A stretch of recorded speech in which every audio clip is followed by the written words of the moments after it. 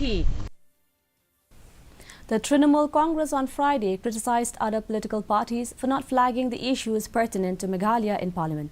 Addressing a press conference in Shillong, the leader of AITC Parliamentary Party Rajya Sabha, Derek O'Brien, said that TMC has a mission for Meghalaya and the party has presented its agenda for the state. Elaborating on the parliamentary proceedings of the last session, O'Brien said that the party had made it a point to raise every issue of Meghalaya in Parliament.